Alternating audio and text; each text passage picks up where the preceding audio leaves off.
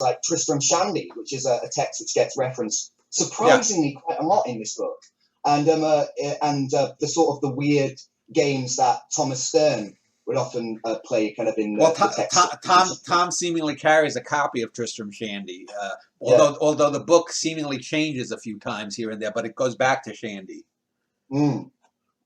It's a very curious book. You know, when I read the copy of Tristram Shandy, I got a copy from the library, and I read sort of halfway through, and somebody had actually written in the margin in a bright neon highlighter, "This book is impossible. I don't know how anyone would want to finish this." And I just thought that was delightful. I don't know, but what are your thoughts on Sterne and how Tristram Shandy relates to this text?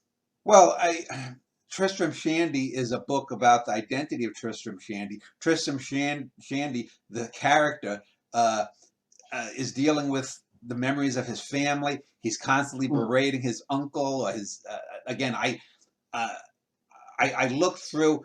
I didn't reread Tristram Shandy, but I took some episodes there, and some of them, you know, you'll go through, and sometimes I'll just sort of flip, and I'll go, oh, that's a good thing. And the interactivity happens when, let's say, if I take a section that's dealing with him berating his uncle or something, and I'll take that and say, I'm going to build around that. And so instead of looking for a specific section that relates to what I'm writing, I'm going to say, oh, I like that. And just the way gravity is said to be a warping of space-time, I'll say, I'm going to make my book go around that.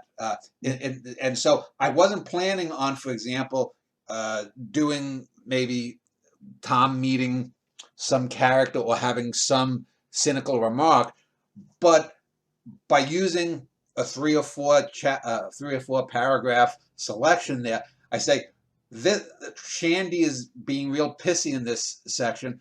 Now Tom might be pissy, or maybe I'll make him more reflective. And so that's a way to use another work of art that it influences your book, but you're not using it in a subservient manner. You're actually taking the outside work and twisting your work into something different, and it gives you an impetus to go into a direction that maybe you weren't going to go into before. Well, that's the thing. As a reader, like reading something like Neville's, where you're absorbing all these different sort of texts and influences, it's just fascinating as a reader to see this kind of lineage suddenly happening between, you know, Patrick McGowan's The Prisoner on one hand, and like Forbidden Planet,